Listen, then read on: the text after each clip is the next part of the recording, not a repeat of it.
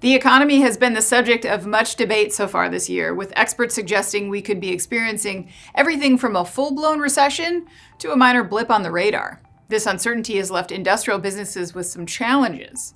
How do they prepare for a murky business climate? We spoke with Chris Chidzik, who is the principal economist at AMT, the Association for Manufacturing Technology. Now, AMT focuses on supporting manufacturers with vital information on technological developments, developing winning business models, and also produces the monthly U.S. Manufacturing Technology Orders Report, which tracks key categories in the industrial marketplace. Chris told us a little more about what they're seeing as 2024 gets underway and what industrial companies can expect as we go forth.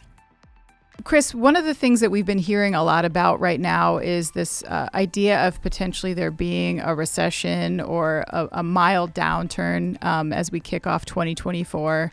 Are you seeing that underway so far? Is there anything that's changed about that forecast as you see the year kicking off?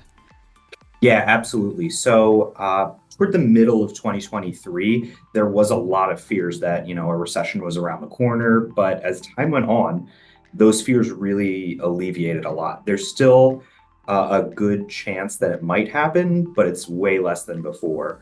Bloomberg actually put out a survey, I believe yesterday, of a bunch of economists, and I think it's down to about a 40% chance that there will be a recession in the next year, which is the lowest it's been since I think mid-2022. Wow, better than I thought. So with that in mind, and we're looking at the industrial economy specifically, do you see any challenges or opportunities really on the horizon for 24 that you think are pretty notable? Absolutely. I'd start with the opportunities. I think a lot of it has to do with some of the government investment that we've been seeing the last 2-3 years through the CHIPS Act, Inflation Reduction Act, and the infrastructure bill. A lot of those projects, while the funding's available, no real projects have been announced or started or rolled out yet.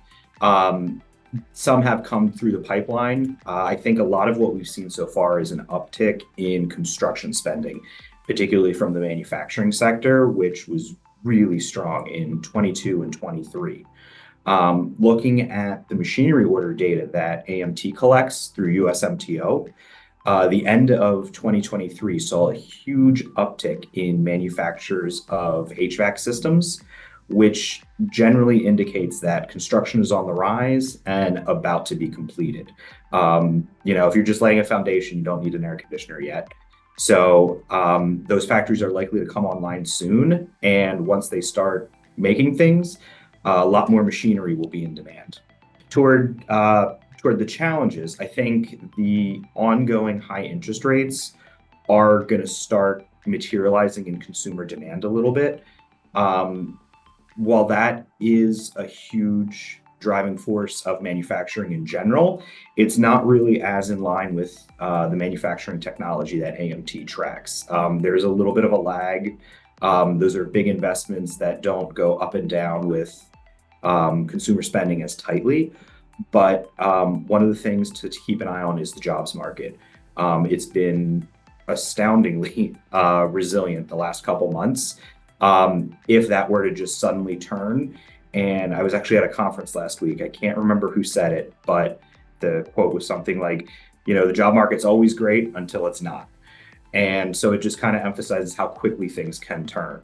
On the flip side of the coin with labor market, although it is tight, that could present supply challenges as well.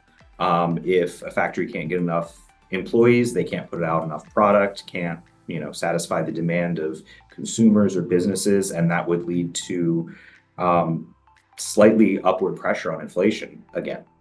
I'm Anna Wells, and this is Manufacturing Now.